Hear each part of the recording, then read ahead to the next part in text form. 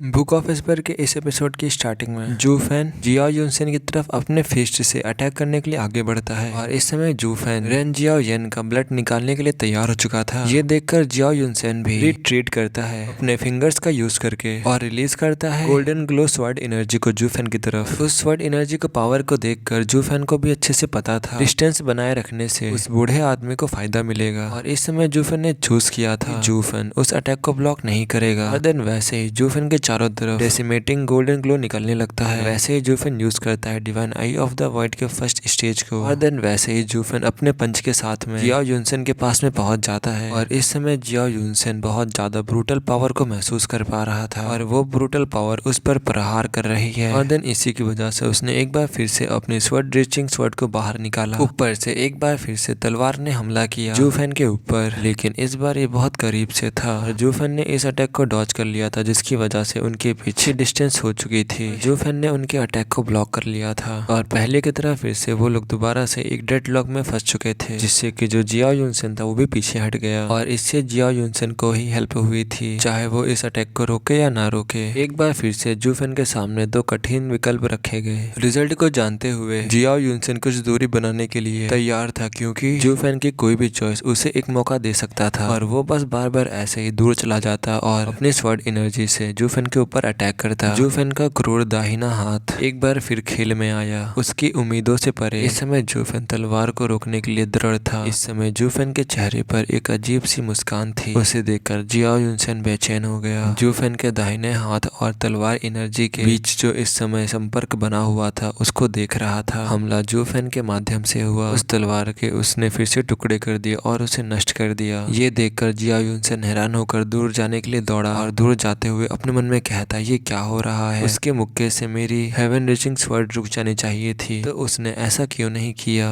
वो एक सेकंड में ही नष्ट हो गया। क्या उसने अपनी सारी पावर खर्च कर दी। और जब जियाओ युनसेन अपने चारों ओर देखता है तो वो पाता है कि वहाँ पर जितने भी ऑडियंस थे वो बहुत ज्यादा ही खुश थे और शायद यहाँ पर तलवार नहीं टूटी थी, शायद जू फैन को कुछ हो गया है। और वहाँ पर जितने भी ऑडियंस थी वो बस यही कह रहे थे कि जो हेवन रेबल है वो बहुत ज्यादा ही महान है, उन्होंने एक अटैक में ही बच्चे को मार डाला। ये हमारे हेवन ट्रेलिंग सेक्ट के प्रोटेक्टर है और जब तक हेवन रेबल हमारे साथ है तब तक कि कोई भी हेवन ट्रेलिंग सेक्ट को ऐसे ही नहीं छू सकता। और सभी लोग ऐसे ही वहाँ पर बातें कर रहे थे। इस समय जो जियाओ युनसेन था वो इन सारी बातों से टोटली डिसएग्री, मतलब वो विश्वास ही नहीं कर पा रहा था कि जू फैन इतनी आसानी से मर गया क्योंकि उसने लास्ट में जू फैन की काम स्माइल देखी थी और उन्हें भी पता था कि जू फैन ऐसे ही नहीं मरने वाला। और ये रिकॉल करके जियाओ युनसेन को बहुत ज्यादा ही अनईजी महसूस हो रहा था, लेकिन उसकी फीलिंग और भी ज्यादा स्ट्रॉन्गर होती जा रही थी। और देन वैसे ही पीछे से एक शार्प क्राई आती है उनकी तरफ जो कि एकदम ब्लड थर्स्ट से भरी हुई थी। और देन जैसे ही जियाओ युनसेन अपने पीछे देखता है तो वो पाता है कि जू फैन के हाथों में एक पूरी ही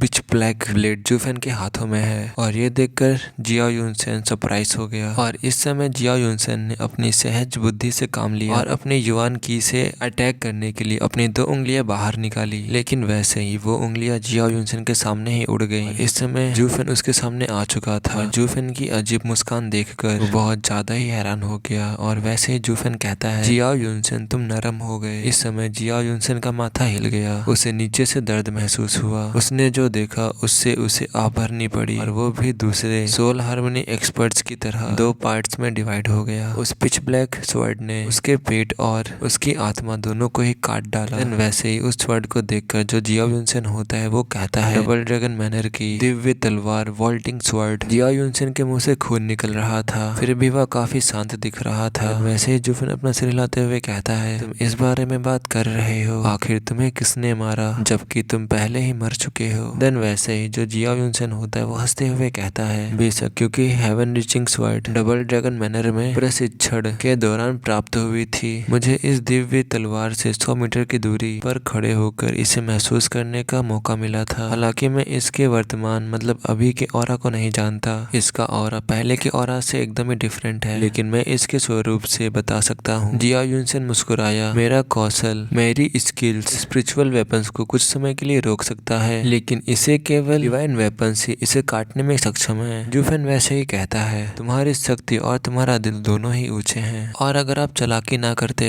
तो मैं जीत नहीं पाता। और आप कोई ऐसे वैसे नॉर्मल सोल हार्मनी एक्सपर्ट नहीं है, मैं भी आपको मारना नहीं चाहता, लेकिन तुम हेवन ट्रेलिंग सेक्ट की रक्षा कर रहे हो और तुमने मेरे मास्टर को मारा है और इसीलिए मैं तुम्हें कभी भी जाने नहीं दे सकता। ये सुनकर जियाओ युनसेन भी मुस्कुराते हुए कहता है, मुझे तुमसे नहीं लड़ना चाहिए क्योंकि तुम मेरे पुराने दोस्त के डिसिपल हो, लेकिन तुम्हारी ताकत और मेरे संप्रदाय को नष्ट करने के लिए आने के कारण और मुझे इसे नष्ट होने से बचाने के लिए ऐसा करना पड़ा। और हम में से हर एक के पास एक दूसरे को मारने के लिए अपना खुद के कारण है। बस तुम जीत गए और मैं हार गया, बस इतना ही। हालांकि मैं एक बात के बारे में उत्सुक हूँ, लेकिन जस्ट अभी हुआ क्या।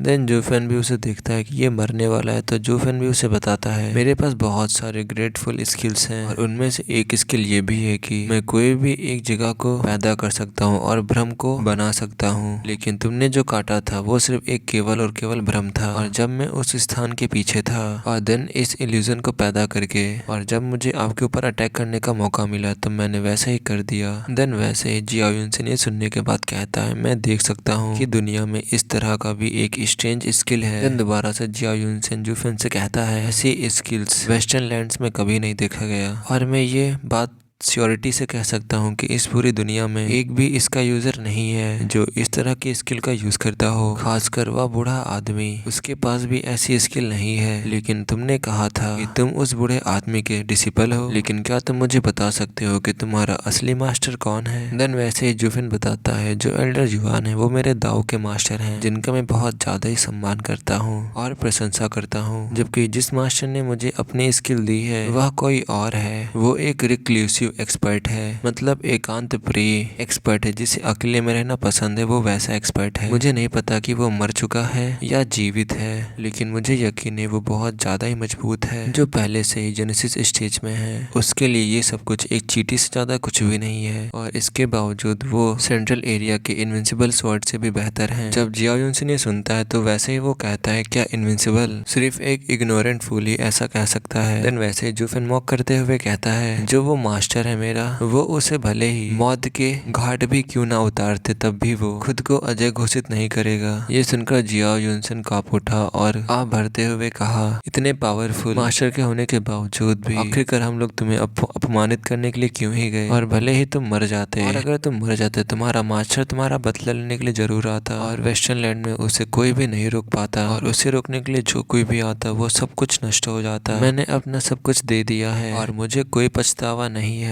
बूढ़े आदमी, मैं तुम्हारे शिष्य से हार गया, अब आपको आराम करना चाहिए। खून उगलते हुए वैसे ही जियाओ युनसेन की आंखें सफेद पड़ गई और वो वैसे ही गिर गया। देन वैसे ही वहीं पर सभी लोग चिल्लाते हैं, हाई वेनरेबल। वहां पर नीचे जितने भी एल्डर्स थे वो सभी लोग हैरान हो चुके थे, बस वो लोग इस समय डर के साथ में एक अकेले फिगर को आसमान में उड़ते हुए देख रहे थे, और इस समय उनको पछतावा हो रहा था कि वो लोग कैसे जी वही के शब्दों में कैसे फंस गए और कैसे इस कैलेमिटी को पैदा किया। देन वैसे ही जो जूफेन होता है वो उन सब की तरफ नीचे देखने लगता है, और अब जूफेन इन सबको भी पहुंचाने वाला था नर्क में। और अब यहीं पे सीन कट हो जाता है, और अब हमें उसके आगे और कुछ भी नहीं दिखाया जाता है। तुम लोग भी अंदाजा लगा चुके होंगे कि वो सभी लोग मारे जा चुके होंगे, और अब यहीं पे सीन कट होता है।